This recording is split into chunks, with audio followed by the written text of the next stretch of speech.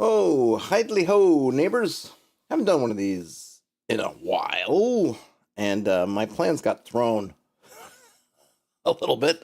Plans got thrown a little bit. A little bit. I had to go. What's the word I'm looking for? Change it up. No, I had to react on the fly. I had to freelance slightly.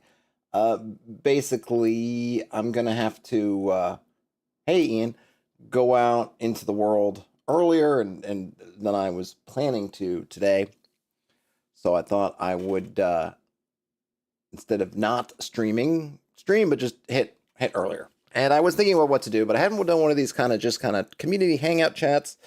The backdrop I'll do is I'll look at Reddit, what's going on the Reddit OSR. Obviously, I'm here for you first and foremost. So if you have questions and you happen to be around, now's the time. You can ask them, and I'll try to help or at least present an answer, whether it's helpful or not. Who's to say? As we go along. And happy holidays. I'm not sure what my streaming will be like next week. Obviously, Christmas will not be streaming. Before that, after that, not sure. So if I don't talk to you between now and then, happy holidays. Let's see what's Reddit's what's going on in Reddit these days. I'm trying to skip down to kind of question stuff and not just announcements of things, as nice as they might be. So here's one posted by effective_mix_5493, and I'm just on the OSR tab. I think I've got it sorted by new on Reddit if you want to follow along. So this one's about avoiding death spiral and facilitating problem solving. I was asked to GM a D&D gaming weekend. It will pretty much be 20 years since last time the players have played a tabletop role-playing game, and that was 3.0 or 3.5. I said yes, on the condition we can play an older system, OSC or BX, as I can't bear to pick up those 3 heavy 3.5 books and start making a story scenario with balanced encounters like a video game. I've played BX and Osric the last years, but haven't been a GM since I played with these guys 20 years ago.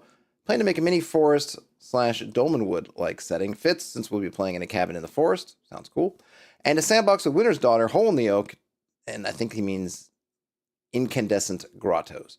And maybe some homegrown stuff like a town and areas of interest.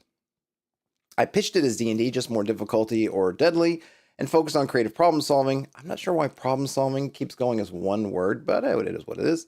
Where player agency and choices matter, and the character sheet, also one word for some reason, is secondary. I intend to explain OSR principles a little closer when we sit down. My concern is that the learning curve will be steep, as their 3.5 experience will lead to a hack and slash mindset, and that they will be emotionally invested in their characters even at the start. I'm fine with some deaths here and there, but I'm afraid they can end up in constant character creation or death spiral, which is no fun, especially since I will probably have to help generate characters, and this will slow the game for everyone. I'm not so concerned with them getting too powerful or effing up natural advancement with strong items. This is more of an extended one-shot. I was considering some house rules or adaptations to increase survivability, so the introduction to OSR isn't just frustration. Max hit points at level 1, additional resources, maybe making a table they could roll on during character creation, where they can start with some extra useful items like health potion scrolls, oil, holy water, to stimulate survivability and problem solving. And then the last one is for a 3.5 player. I think the magic user at level 1 can be very underwhelming. I was considering making detect magic and or read magic a 1 per day type thing, but unsure. Also thought maybe start the magic user with 2 additional scrolls with randomized spells. And then, okay, so then they have just a summary at the bottom. All right. I think they're overthinking it. So my first thought is you're overthinking it.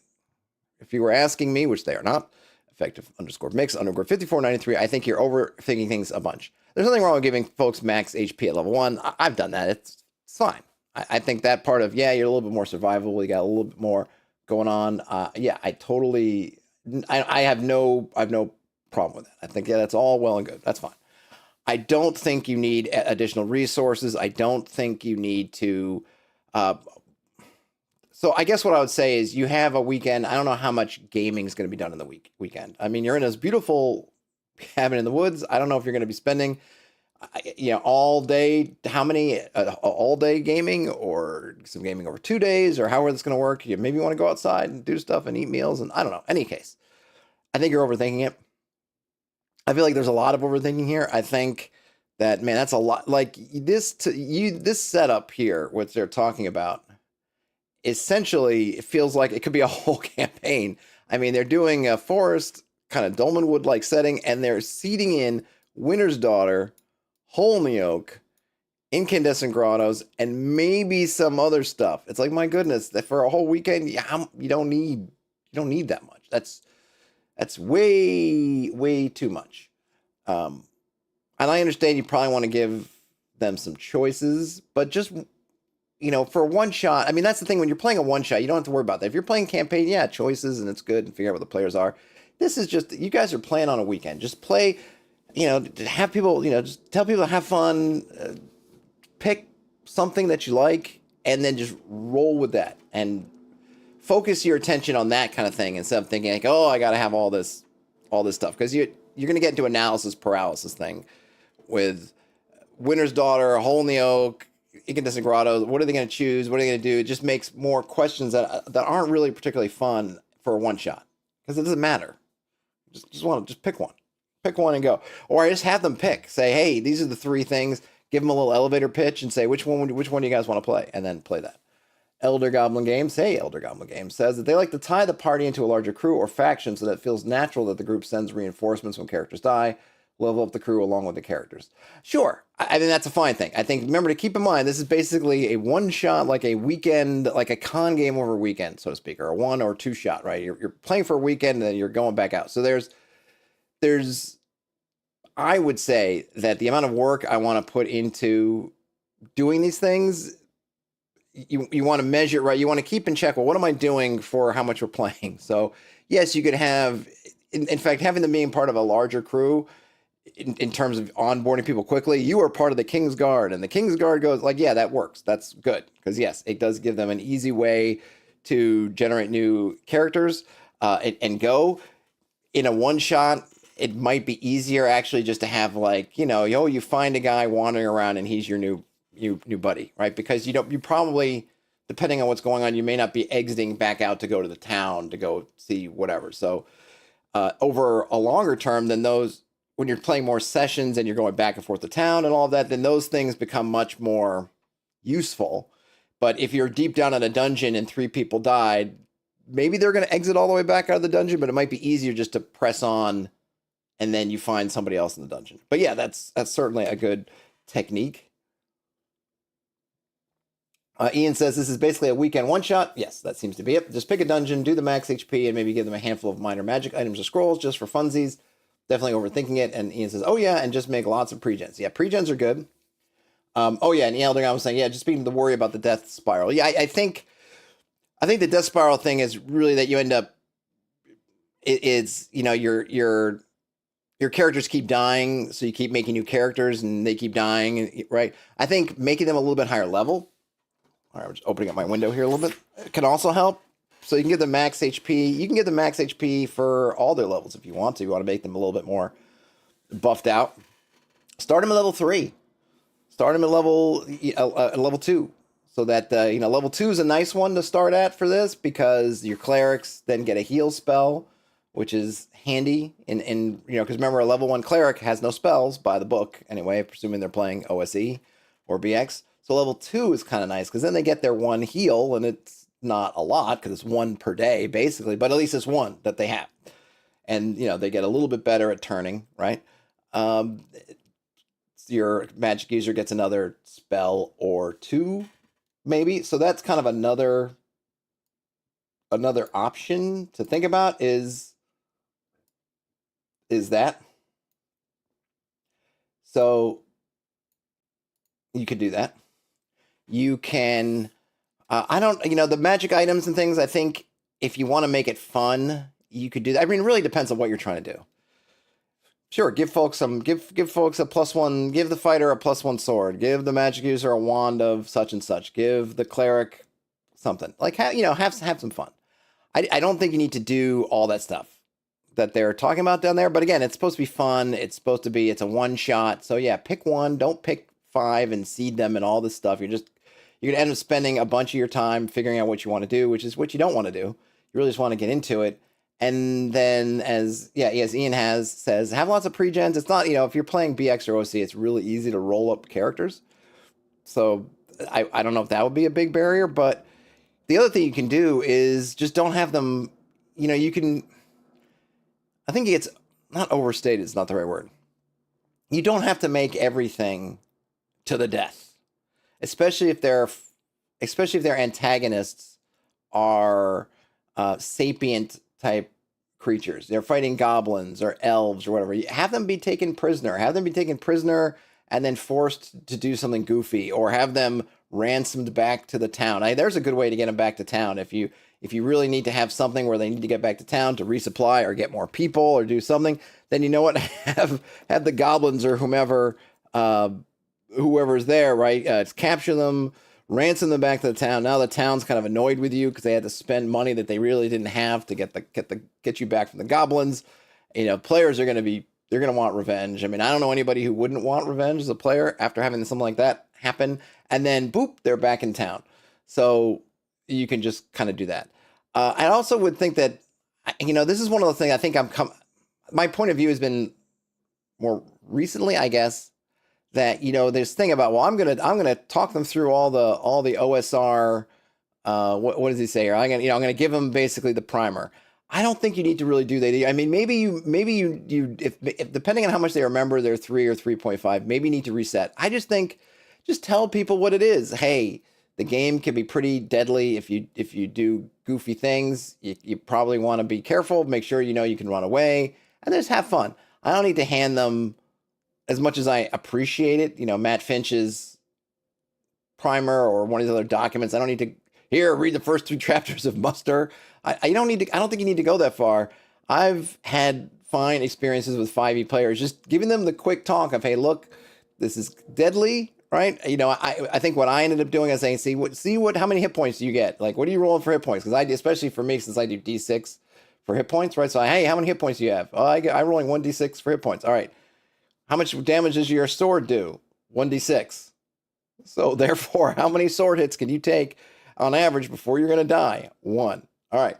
Play accordingly. That, that the first hit you take might be your last. And then, hey, there's no shame in retreating to get a better position or doing something out. And then, of course, I will run through the reactions and the fact that you can talk to things.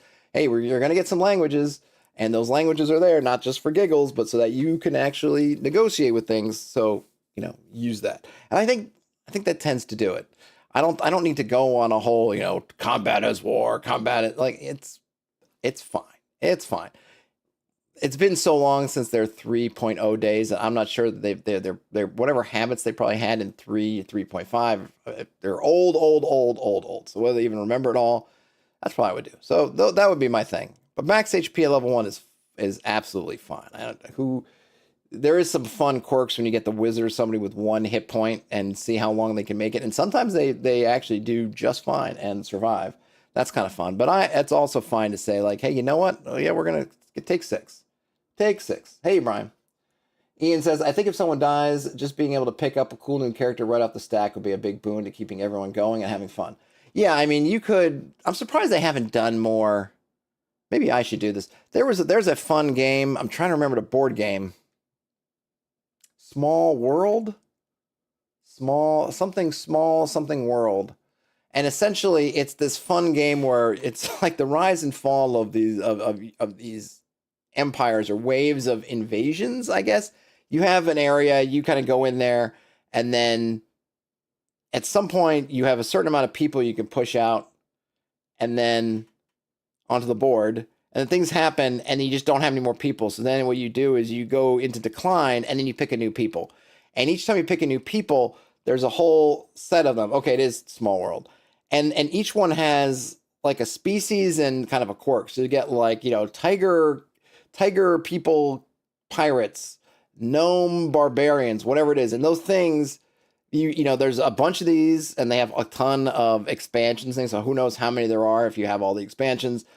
And you just shuffle them all, and you lay them out. And some are better than others.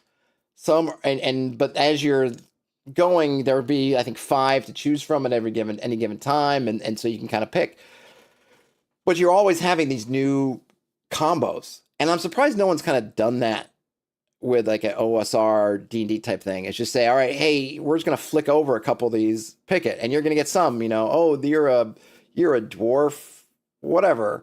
And it obviously doesn't really work with the kind of species as class. It's more like you're a dwarf, and as a dwarf, you'll have like one special thing, and then you have your class, right? Oh, you're a dwarf, so you get, I don't know, you can see in the dark when you're underground. Oh, okay, great. Or whatever. And then, oh, but you're you're a minstrel. So you get kind of this thing. And you're like, oh, okay. And you could totally kind of do that. And it would be really fun for these kind of one shots when getting the odd combinations, because it's not a whole campaign. So you're not going to want to go jump off a cliff so you can get somebody better. It's like, I think in a one shot, like if I'm playing in a con game or something like that, the odd combinations, even if they're inefficient, like, oh, I'm a dwarf, I'm a minstrel, and the abilities may not really line up or anything, but it's just fun. You have fun with it. You start making up dwarven songs and you just lean into it and you have fun. And something like that would be, maybe I should work with someone to put together a set. 'Cause it seems like a fun thing for kind of one shot, just sort of get some thing. And because obviously they're in small world, they're kind of balanced. So nothing is super, some combinations, like I said, are better than others, but nothing's super out of whack. And I think, you would just make sure that each of the class things kind of has the one thing that they can sort of do, or maybe two, whatever it is. You probably want to keep it simple. And then your species has kind of one thing that they get, right? So the combinations are all sort of lined up in a way. Hey, General Nut. Yeah, I think it would be fun. I could see doing that and bringing it to a con and be like, here's what we're going to do. I'm going to shuffle these out and I'll make a list and then just go around the table and pick them, and I'll draw some other ones. And then, that's kind of who you get, and just have fun. Have fun. That's the big thing. You want to have fun. Brian says, when I run the DCC funnel, they have 20 basic PCs, a weapon, and a job. The players take turns picking whatever combo they like to build a mob. Yep. I think that's really a good idea. Okay, so that was avoiding the death spiral and facilitating problem solving. Brian says, the premise is that these are all characters in the pub, and when the player picks a card, they stand up and announce themselves as not going to take it anymore. Nice. I don't know if you mean the reference to the movie Network, but I like it. Okay. Tips on fantasy tournaments. I don't know. Okay, here was one. This I did look at previously. It popped up on my radar. It's got spoilers everywhere. All right. So I guess this has a spoiler alert for, what is this, ultraviolet grasslands. So keep that in mind. How to use broad location ideas. I recently purchased, this is by Real Spandex Andy. I recently purchased Ultraviolet Grasslands 2. I heard good things about it. It is full of paragraph-length location ideas like this picture. I've seen the same thing in Yoon, Suwon, and Thousand Islands. I am perplexed with how a GM is actually supposed to use this. Let's say the party's traveling somewhere and I decide to introduce this location as a point of interest. How do I make it gameable or interesting? I would probably describe, you see some kind of gleaming gold idol on a rusted pedestal. Maybe a player would bite and try to explore a little. I describe a little more. A player touches the idol, and I describe how its mind melds with you and teaches some obscure dance moves. Then what? The player shrugs and resumes their journey. How do you make an adventure or compelling scene out of something like this? And then parenthetically, I'm ready to accept that this kind of content is not written for me or groups like mine. All right, so here's what we have. So this is he took a screenshot of Ultraviolet Grasslands, which has, I guess, a location, number 2, called Altar of the All-Knowing Idol. It has parenthetically 1d6 hours, 150 experience points. I don't know exactly what this means. I'm guessing maybe it takes 1d6 hours to achieve whatever this is, and that's how much it's worth. That's my reading, but I can't say for sure. And I have not read Ultraviolet Grasslands. So the description says, in a dead biosphere filled with a dusty remnant of an alien rainforest is a burnt clearing. In the middle stands a gleaming gold and bronze idol on a rusted pedestal. The fire is left untouched, for it is dislocated in time, preserved from attacks in the present, but not in the past, or not in the future or the past. The inhuman idol was worshipped by the nuclear lithics as a god. Originally, it was a trivia entertainment machine and may have been directly responsible for the rapid degeneration and fall of the nuclear lithics of this bygone place. It does know a lot about obscure group dances, music, the geography of a dead world around a red sun, and alien reality shows. So first, this is kind of a big joke, basically. I have not read Ultraviolet Grasslands. Okay, I'm reading this, and this to me is something that is appealing directly to the GM. This is something that we read as the GM, and we go, "Oh, that's funny. Oh, look at that! They found like a trivioki machine here, and I can have fun with whoever touches it, and they get some dance moves. Ha ha ha! Like, isn't that funny?" And Probably comes off more mean-spirited towards Ultraviolet Grasslands. I'm not really meaning it to, but I really feel like this is written for GMs. This is a GM kind of jokey thing. Because as a player, yeah, who cares? Like, it's not even, and the thing is about it, right? It's not even that this gives a player who interacts with this thing, it doesn't even give them something that's useful in their world. This is nothing. I mean, it really is, like, we got some kind of mumbo jumbo sort of thing about, oh, it's dislocated in time, preserved from attacks in the present, but not the future, the past. I don't know what that means, but it doesn't, it's pretty much irrelevant. It's just like a detail. It's again, a fun detail from the GMs, like, ooh, not the future, the past, but they can't touch in the present. Like, but what does it actually, practically speaking, what does that mean? Does that mean that if I nuke the thing from orbit, like that's, or does it have to be a time attack? But then we're not doing that, so who cares?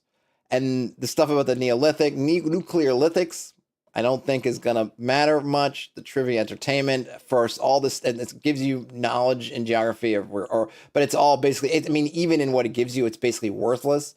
Just obscure group dances, music, geography of a dead world. None of that stuff is going to help you at all. Alien reality shows, none of that is worth it. So so you go through this 1d6 hours and you do all this, and what is it worth? It's worth 150 XP, and that is it.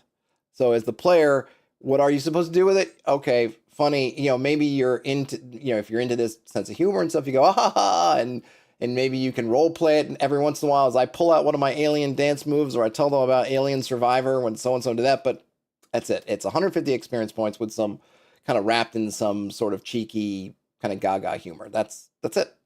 In terms of how do you make it compelling, it's not meant to be an adventure or compelling. It's meant to be a little fun little side bit. In terms of how I would describe it, well, you do have everything here in the description. You don't start with the idol. You start with that there's a dead biosphere. And maybe the way it's written, it kind of, the way it's written sort of implies that they get this whole spiel, but really it's, what's the first thing you see? A broken biosphere. And however that looks to you, maybe you see some big metal kind of girders that are going up, and maybe there is some kind of plating, glass, metal, maybe some other kind of strange material, but it's clearly broken. Maybe there's still wisps of smoke. I don't know whether it's not said in the description whether the burnt clearing is a new phenomenon or an old phenomenon, but in any case, maybe you get that part. And then that's it at first, right? Oh, what do you see in the distance? Well, if you look kind of to the northeast or to your right or to your left, whatever it is, you can see the what looks like a broken dome of a massive structure.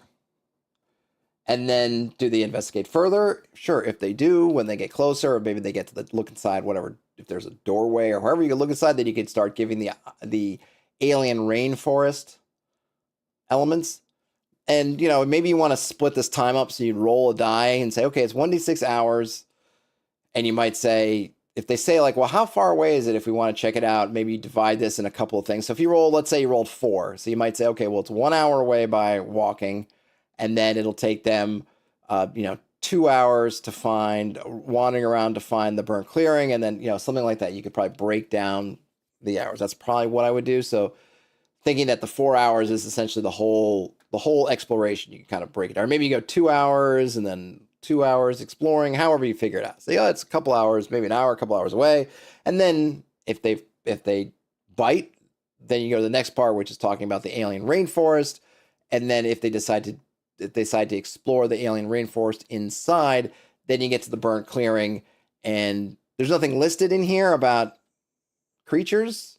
So unless and I have no idea if there's a wandering creature, kind of global wandering creature, or if this is check, or if this is in a section because I can't see it about what's around it. So assuming that there's nothing written here about creatures and we're not, whatever rolls are being made, there isn't, then it's not. It's abandoned, but then they can find it. But really, it's just about, what's the gameable thing about it? It's just 150 experience points, which isn't a whole lot, to be honest. And I don't know if I'm a player, depending on how, and I don't know if there's many time clocks in Ultraviolet Grasslands or what the deal is, but it might not even be worth it for 150 XP, which and I don't know if they're using a different XP system, but even to a level 1 character, it's not a huge, Like, oh my gosh, fortunes are being made by finance. Like, it's okay, you know. So I would probably want to make this something fun.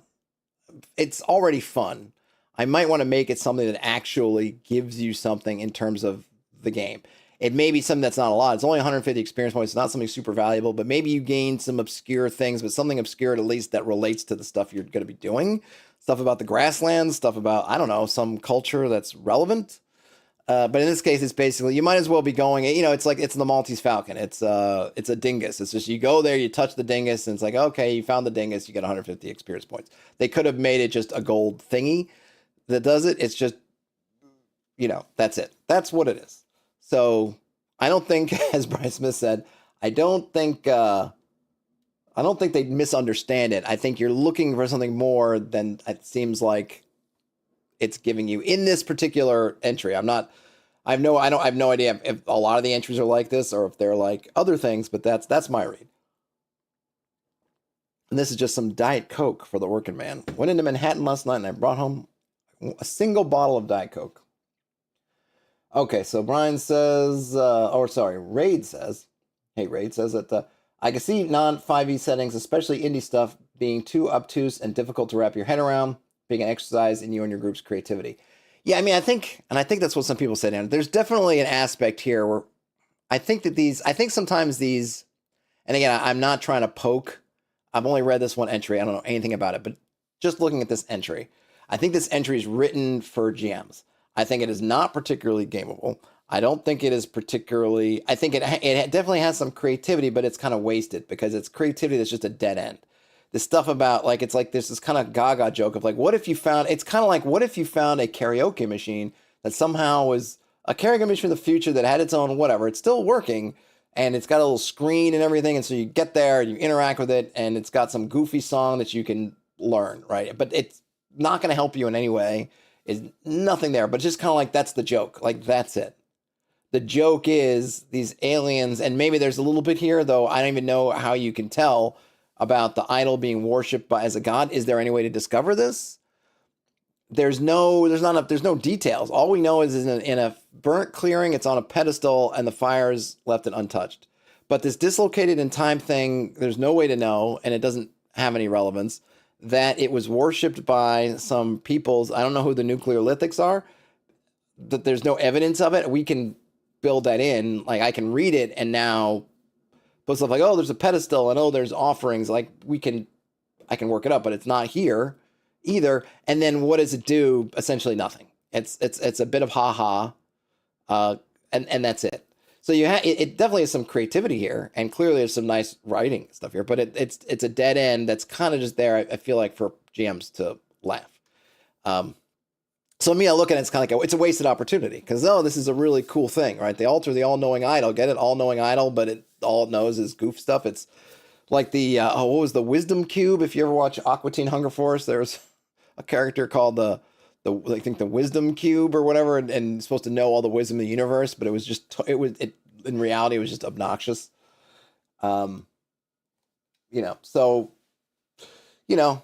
I wouldn't spend, I guess ultimately, either you're going to have to rework this into something or just take it at its value and just not spend a lot of time on it, because probably seeing that dead biosphere, I mean, and the other thing too here is if you actually look at it, like you're an adventurer, you're out here, or you're a player, an adventurer out there, you see this biosphere thing, and you're like, out there in the distance, it clearly reads to me like that's pretty out there, pretty dangerous, pretty whatever. And then the rewards for checking that out are pretty bad. I mean, are terrible. 150 XP reads is basically nothing, practically nothing. I mean, especially after first level, you're like, I mean, sure, every XP helps, but it's like, this is not paying the bills in terms of XP. And I don't even get the gold. I don't even get any money, so I can't even get money to spend.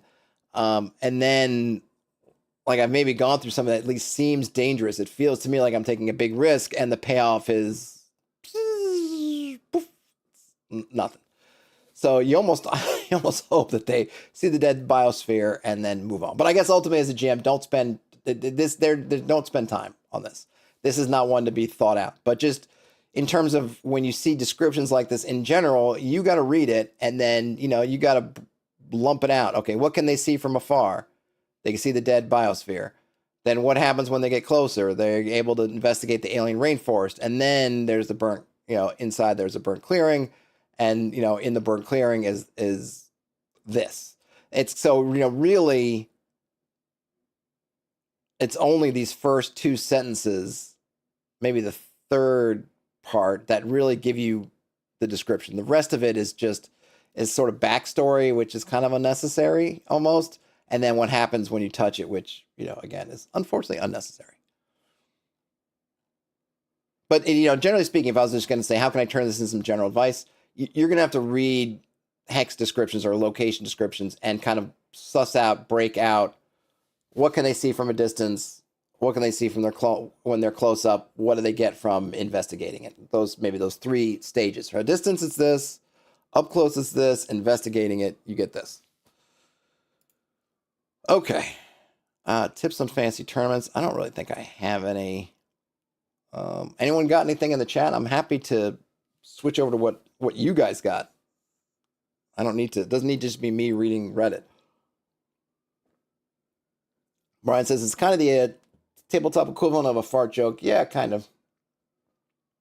It's been a long time since General Nut mentioned Expedition to Barrier Peaks. It's been a long time since I've read Barrier Peaks. But Barrier Peaks at least has some rewards. I mean, that's a whole adventure. This is just one tiny location, so you can't, and I wouldn't want to compare it against the whole adventure. And again, I don't know.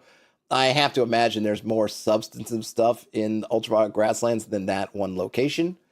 But it's an interesting, because I think there are some games that lean into that. And I think it's one of those things that, adventures and all this materials, 99% of it's written for GMs. And I think sometimes the humor and what they're doing is really written for GMs. And those entries to me read like they're written for GMs to get kind of a chuckle out of.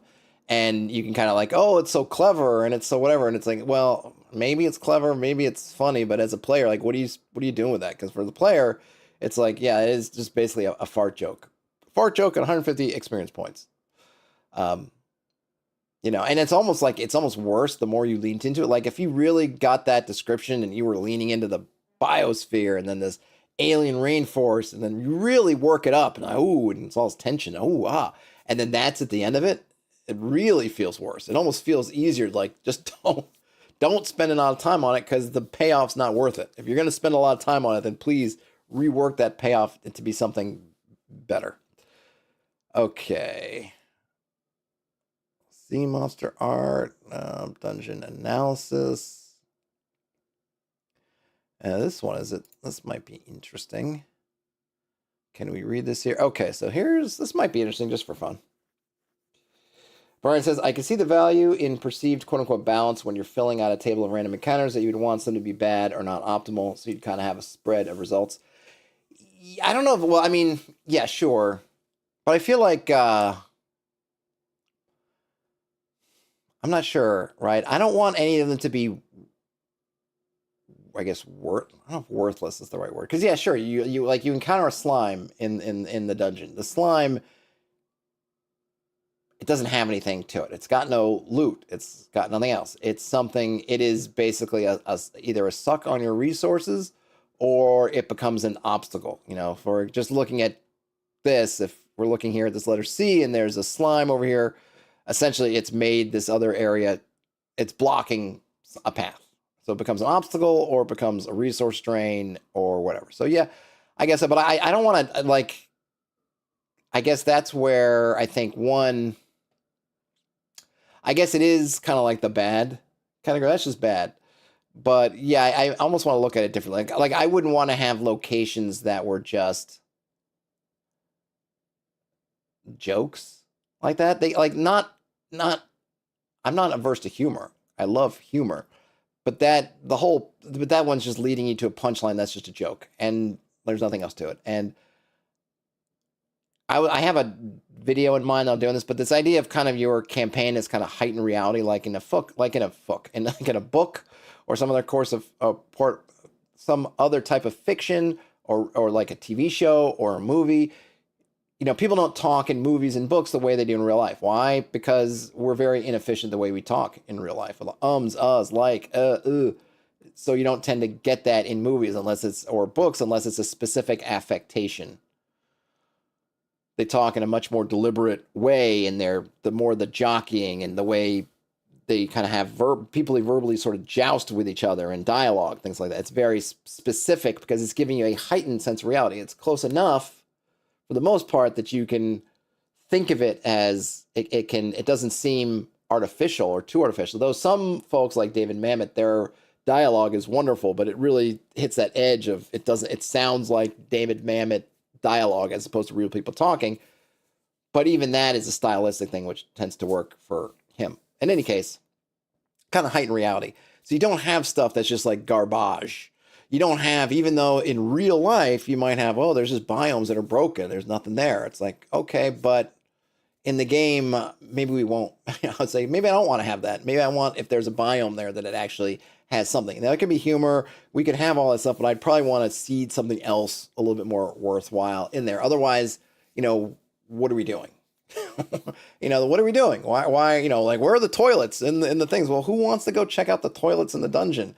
I mean, you do it once as a joke, like, here's a hole in the ground, there's a toilet, like, stick your hand in, what do you find? Oh, like, what? But, that's not what we want to do. Just like, we don't want to, we roll every 6 turns to see if you have to take a dump. It's like, no, we don't want to do that. So I think by the same token, I don't want, maybe as a one-off, it's like, oh, this is funny, but I'd want it, whatever the potential is of it, I don't want it to take up much more time than that. Ideally, now players will get mixed up in everything, and the slime example, you could have players spending an hour on the slime, trying to suss it out, what can they do, whatever, when you're like, you could just go around it kind of thing, right? You could, it's here, you can go around, and you can get to those same rooms through another, right? But, no, we're stuck on the slime. But that to me is on them. Whereas I don't want to present it like there's a grand whatever, and then it's just a joke. Not just a joke. Have jokes, have humor, but don't make it unless that's the game. If that's what you're playing, then that obviously changes everything. Okay. So this is posted by Phil_Tucker.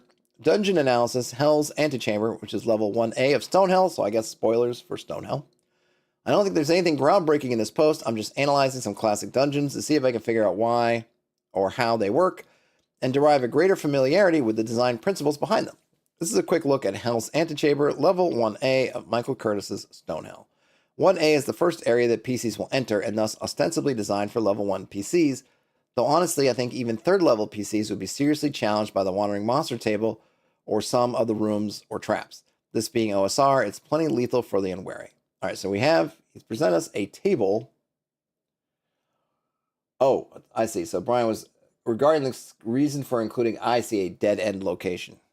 Well, there's, I think that's a dead end in like all ways, which I think I would try to avoid. Especially, but it comes down to how much you have to invest in it.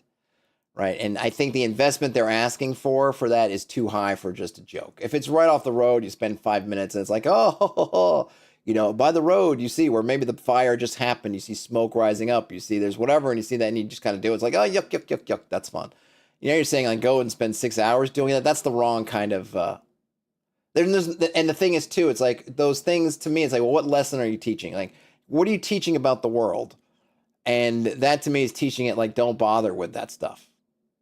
Right. Or it's just too random. Yeah. I'm not feeling it. Ryan says 3 sessions later and the reward as a dance move, your players kick your ass. Maybe. Yeah. If there was something, but it's an alien dance move. Like, yeah, I guess I would definitely, if I was going to work that in, yes, I would want there to be something where they could use that dance move at some point for something, or just that maybe not, I wouldn't like specifically set something up, but I would be very open to a player leveraging some obscure alien trivia or dance move. I totally would do that because it really is just kind of like nothing. But I'm going to do kind of a video, I think, about that, about kind of a concept of sort of having these locales in a hex and giving them some kind of use or purpose, potentially, so that makes it, as players, that gives you, if you know that, then at least there's you have some kind of carrot on a generic level to like, maybe we should check that out because it probably has something. I was thinking it could be a resource, it could be a place to rest, it could be a clue, like whatever it is, but there's something so that players never think like this is, because I think this is what happens, that you often, I think often when you're doing a hex crawling kind of scenario, you can look at any location that's not your destination as just time wasters or traps. We're going over there, that's just a trap. That's just somewhere we're going to end up having to deal with that. There's a tower over there. Yeah, it looks fun. Looks like it's going to, we're going to get bogged down to that. So forget it. But if they thought that, oh, look, there's a tower over there, maybe that tower is related to where we're trying to get to. Maybe whoever lives there knows. Maybe we could sleep there overnight. Maybe there's some other kind of resource. Then you're much more likely, I think, to at least be, potentially check it out. Okay. General Nut says, what does this teach you about the world? It's a very interesting way to look at things. Yeah, I mean, especially since it's a game. Because, in the real world, there's dead ends and stuff all the time, right? And even then, a lot of advice in our world is like, hey, this happened. Like, what do you learn from it? And but I think in a game especially, it's kind of like, what is this kind of, how is this helping you? Or not even helping. How is this kind of illuminating what you're doing? And that just, again, it just does nothing. It feels like a counterproductive gaming session. Like if my game spent the session investigating that biodome and that's all they got out of it, I would just think like, what a waste. Why did we do that? And then that just makes it less likely that the next biodome or next thing like that, I'm going to look at, I'm like, I don't want to waste my time again. Now the next one, it's like, it's going to get punished because that one was just totally not worth whatever time you put in. Okay, so he's taken the Hell's level 1A, Hell's Antechamber, and he's color scribbled it. So red are potential combats. Well, where do we come in here first? So where is our entrance? I see 1B. I don't know. They haven't said where we come in. Where do we come in? That's going down. So that's not it. Where's 1? No. I don't think it says. Okay. Because where the combats is or where you come in would kind of help set things up, but we don't know as of yet. 1 is here. All right, so 1 is kind of in the middle. Brian says, but what if my character was an alien dance anthropologist? Basically, I'm describing that ray gun breakdancer woman as a PC. Well, hey, then that might be your whole adventure. That you say your work is done and you go back to your home planet, I guess. It's like it's always, if that's what your game's about, then that totally flips it on its head. My presumption is that's probably not what their game's about, but yeah. No shade if that's what you're running. Okay, so we start in area 1, which is marked blue, which is an empty room often with minimal description. All right, so empty room, I guess is the way you could take with it. Red is your potential combat rooms. Parenthetically, we've got orcs, green slime, spitting cobras, giant gecko, cannibal berserkers, giant centipedes. Green, traps or wonders.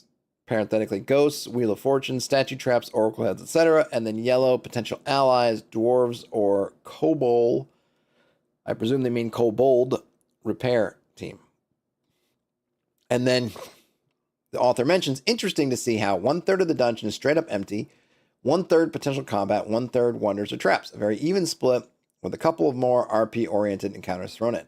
Well, I mean, that's kind of the classic. That's sort of what the classic layout is supposed to, comparison was. If you go look in BX or similar, they give you that kind of a third.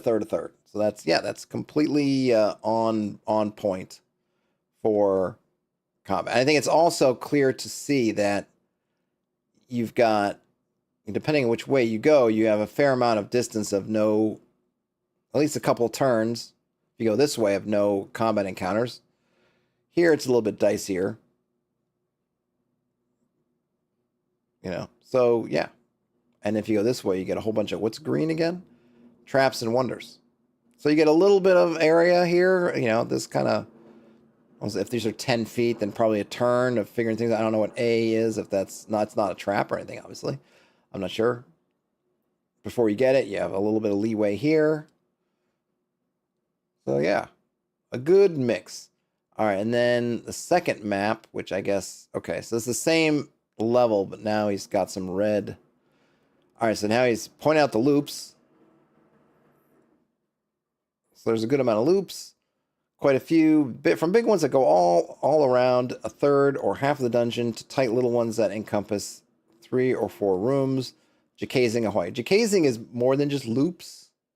I hope that's not. I feel like there's not a misunderstanding of jacazing, but I think an oversimplification of jacazing. Jacazing is not loops.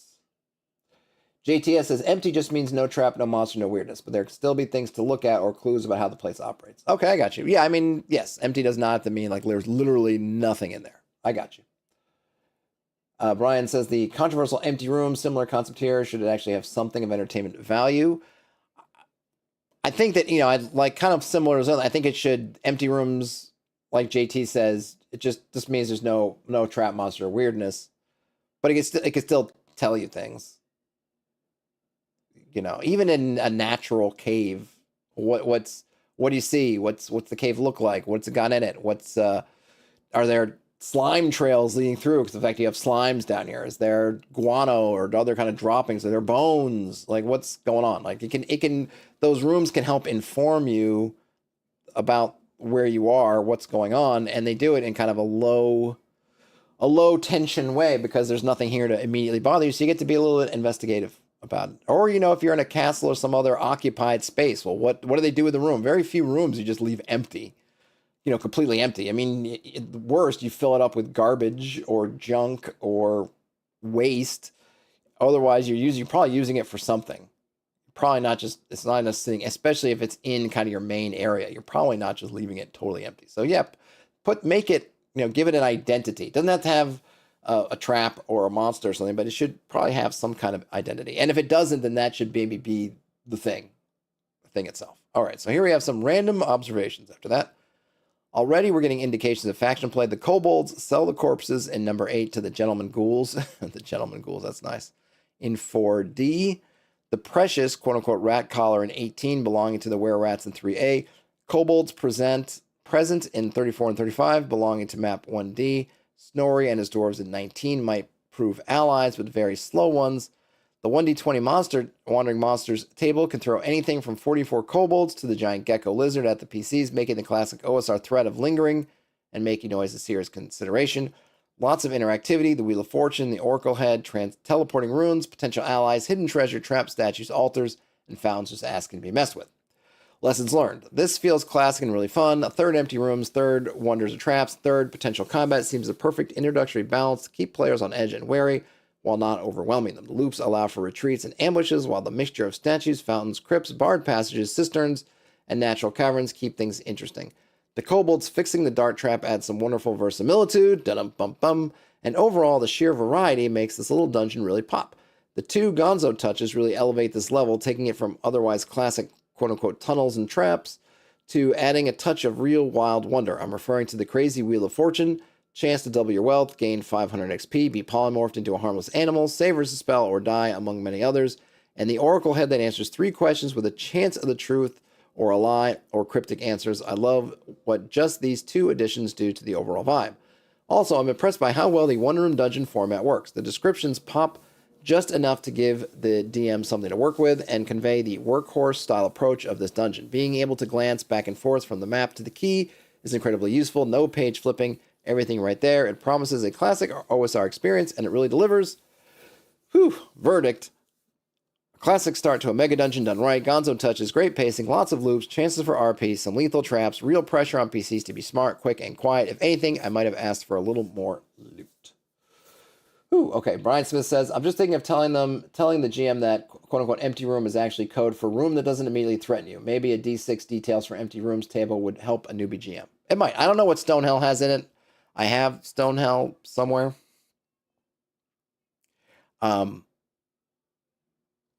So yes, I think that's something that the rule books don't say much about. They just say empty, right? I mean, it's clear that they mean empty as in not any of those other things, but they don't specify that, oh, hey, you should probably do something with it, or it's a chance for you to make, use it to add some description or add some investigative touches or whatever else. But that was a cool little analysis.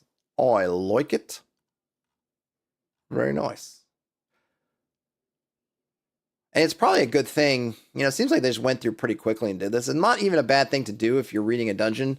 especially have it in digital form where you can copy paste the image, the image of the map into a image editing or some kind of use a PDF reader that has annotations and do something like that, because it can help you. What this breakdown can tell you from a preparation standpoint is it balanced? Is there way too much of one thing or another thing? The party starts here, and then, if you look around like, oh my gosh, it's all death around them, then maybe that's can give you an at-a-glance reason of like, yeah, maybe I should tweak this thing a bit.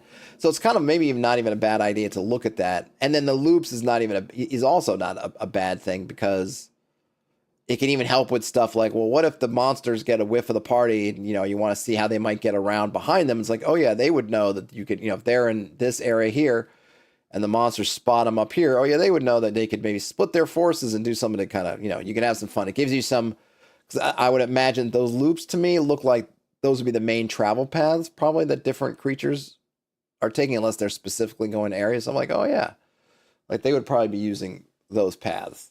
So it might make some sense for them to use it for something specific. So that's good. I like that. I like that very much. Okay. Let's see. What else have we got? And, if you guys have anything in the chat, let me know. It doesn't have to just be me scrolling through. Some undead, angry giants. Yeah. Tales of Argosa, which I haven't read yet. Let's see. Maybe this is a good question. Okay. This is from Lazy Ass A Deserves KO 93. All right. How do you run tactics with your monsters? I want to keep the scare of my players' deaths intact. And in order to do that, I want them to strategize, but to also do that, I got to make my monsters use tactics. Like, for example, kobolds, they are weak if they fight alone, but attack effectively in groups. I want to know how you guys run tactics like those. I don't know. Kobolds seem to get the special pass of like, oh, they're clever, but nobody else is. Everybody should be wanting to attack in groups. Nobody goes to run in solo if they have a chance. You're going to want to use what you think about it. If you're protecting your home and you have people around, you're going to want to, like cops, call for backup. I think you just want to play things as being smart. I know that people love like the monsters know what they're doing, which I haven't read, so no shade on it. I'm sure it's great, but I feel like you don't need that book to tell you to just play things as being smart, play things as wanting to survive, play things as like, oh yeah, they're just not there to be run over. So yes, kobolds fight effectively in groups. Everybody fights effectively in groups, or for the most part, right? Most humanoid type species are going to fight more effectively in groups. So yes, kobolds will do that. I would say goblins will do that. People will do that. Humans will do it. Elves will do it. Dwarves will do it. Orcs will do it. They all will do it.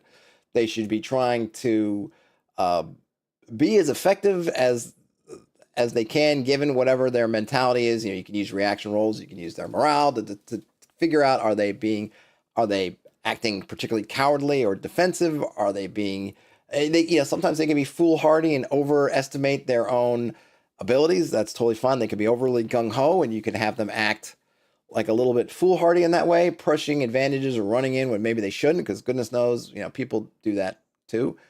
I always like to think of like, I think the thing is, to me, is to ask the question, well, what are they doing here? I don't mean like, well, when the party shows up, they're playing cards. No, I mean, okay, there's these intruders or strangers or potential enemies have showed up. Like, what is their goal? Like that now that, you imagine yourself, you're in a room, say you're playing cards, and one of the doors busts open and some people that you don't know, armed to the teeth, are suddenly pouring into the doorway. What do you do? Now, if it's me and I'm in my apartment and that's happening at the front door, I got the fire escape right over there is the fire escape. I'm probably going to bounce over there, try to get at least out of immediate danger, and then, call 911, do, whatever, right? So then you might think, well, then maybe those guys would do something similar, whatever that is. So what would that be? Probably if there's a second exit out of the room, if they're not trapped in their bedroom, then they probably would maybe try to bounce and get reinforcements. If they are armed, if they're soldiers, if they're guards folk, if they're that, then they probably have, would imagine, just like ours do, some kind of procedure. Try to find some kind of narrow spot where you can hold them, like a doorway or a hallway, where maybe a couple of you can hold them back while the other ones are going. If you can get behind some kind of barrier, barricade it. If there is a single entryway that you can bar, do that. Definitely would be ringing whatever alarm bells, all these things. If you're a creature, like a magical creature, then the calculus changes. But I think sometimes we often underplay the intelligence of animals, even ones that aren't sapient. The animals aren't stupid. I think people play them. I always hear this, and it just annoys me to no end. And people say, well, an intelligent enemy might do this, but an animal won't.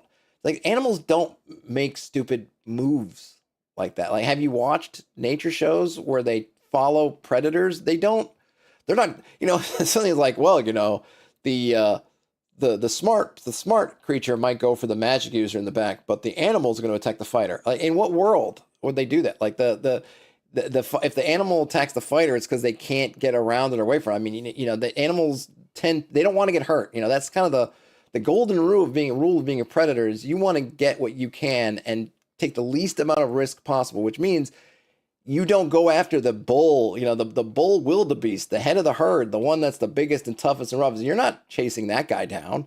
You're going unfortunately, you're going for like the baby in the back or the one that looks slow and it's got a limp. So I would say if you're an animal, you're more likely to ascertain what you can and say, that guy looks like the bull. I'm not going after the bull. That squishy guy back there, maybe I can wrap around if there's space and get him, but otherwise I'm probably out. I'm probably I'm bouncing unless I'm protecting I'm trapped in a corner, I'm cornered, or I'm protecting my cubs or something like that. Maybe if I feel like this is a territorial thing, I may need to put on a territorial display, but probably even then, I'm not going to get killed over it. I'm out. Like you see in the nature shows, these two guys, these two tigers are fighting for whatever. They usually don't fight to the death. Someone's like, all right, that's it. I'm out. I can't take anymore because I got to eat. Ian says the wizard is the weak gazelle. Yeah, if anything, like those people are the weak gazelle. So I think people, like I said, I think people overplay this. Well, the animal would do the stupid thing. It's like, no, they wouldn't. The animal that does the stupid thing doesn't live very long. Those are the animals that get killed. So just play them smart. Play them smart. I wouldn't say like if you're in a corridor and there's a lion on one side and the party, the lion's gonna leap over everybody to get the magic user. No. The lion, unless it's a territorial thing or whatever, is probably going to run away. But you can use your reaction rolls if the lion feels like, hey man, I got this guy in armor is threatening me, and I feel that threat. Like they say about bears, they say like sometimes it might depend on I think it's like black versus brown bears. Like the one kind of bear, it's interesting. One kind of bear, I think the thing with black bears and brown bears. Like one kind of bear, you want to toughen up to show whatever, and that will work. But on the other kind of bear, you don't want to do that. It's not really a good answer because there are all these myths about how you're supposed to encounter bears, and one of the myths no, you gotta stand up and look that bear square in the eye, and the other one's like, no, you don't want to do that, and the reason is because certain bears, I think it might even be the time of year thing, will treat those two things completely differently. So this is where reaction rolls can come in and say, hey, the lion rolled a really hostile reaction, so they're seeing it as a threat in their territory, and therefore they will attack the fighter because they're trying to show that thing that they're boss. That's fine. They're not going to probably die over it. At some point, they're going to go, well, I lost my territory. I'm out, kind of thing. And if they're just hunting or whatever, they're probably like, yeah, this is not the thing for me. Maybe I'll wait and see if I can get them at another time. I think ultimately you can just play them as smart, just play them as smart. Take into account, obviously, if they are sapient or they have an animal intelligence. If they're most likely mindless, like an ooze or classic low-level undead type thing, you just take that into account. But I feel like too much stock is put in there. We got to have all these things about, that. And then the other thing I would say is just leverage what abilities they have. If you have a creature and all their abilities seem to, and I did this for ages ago on a video, I did want to look at the succubus, right? All the succubus's powers are, most of them in, say, AD&D, Monster Manual, none of them are basically hand-to-hand combat, like frontal assault. It's all about, well, they're going to come in and whisper to you while you sleep and do stuff. So that's what they should be doing. They're not a demon that's going to come up to you and just want to go in fisticuffs. That's not their jam. They are going to come and try to get you while you're asleep and charm you and woo you and get you to fall in love with them and trick you and all that stuff. So lean into that. And of course, if there's a little folklore attached or some kind of legend, then lean into that. And then you can do it.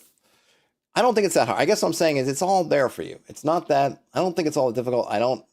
As much as I think that those books are fine, I'm great. And kudos to the guy for whoever it is that put out those books. I feel like you don't need them. Just a little common sense, a little just reading about them a little bit, and you'll have it. You'll have it. You don't need a book with a page for every monster telling you how to play that particular monster. You'll figure it out. You can do it. Do it. Do it.